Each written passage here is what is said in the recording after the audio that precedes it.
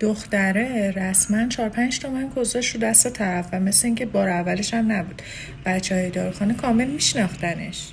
سلام، من سایم. این اولین ویدیو یوتیوب منه که تصمیم گرفتم با یه خاطره عجیب غریب از داروخانه شروع کنم.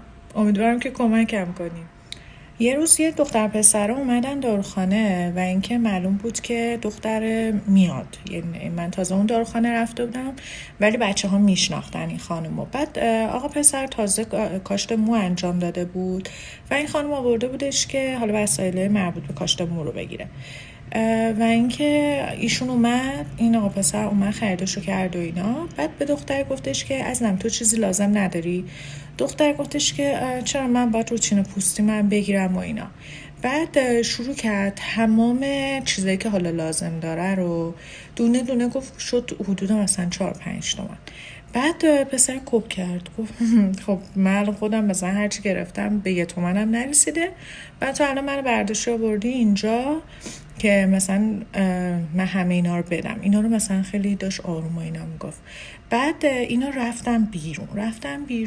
بعد اینا که رفتن بیرون، یعنی خب پسر کپ کرده بود و دختر کشید بیرون که مثلا میام حالا باش حرف بزنه یا هرچی.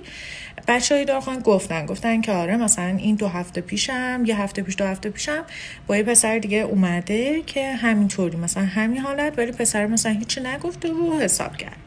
ما دختر اومد گفت ببخشید چیزایی که من میخوام و برام کنار بذارید، من الان میرم برمیگردم. ما گفتیم اوکی. بعد حالا بچه‌ها گفتن نه این دیگه بر نمیگرده و طرف آورده بود که مثلا حساب کنه و اینا، دیگه بر نمیگرده. بعد دیگه حالا بماند که بچه‌ها شرط مندی کردن و اینا.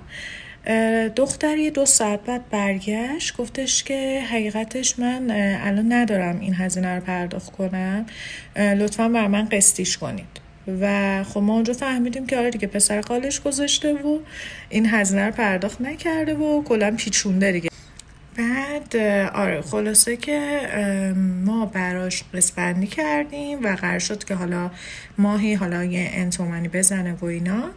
بعد این که مثل این پسر اینطور قالش گذاشته بود و اینا. بعد برگشت به من گفتش که آره خب من دخترم، با من احساس راحتی کرد. گفتش که آره این پسرها خیلی بد شدن، حساب نمی کنن فلان بیسا.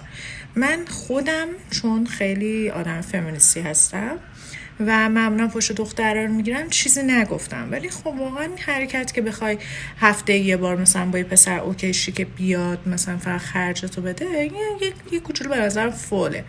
ولی خب خرج کنید دیگه، یعنی چی؟ دوست دخترته، پارتنرته. تا خاطره بعدی، خدافظ.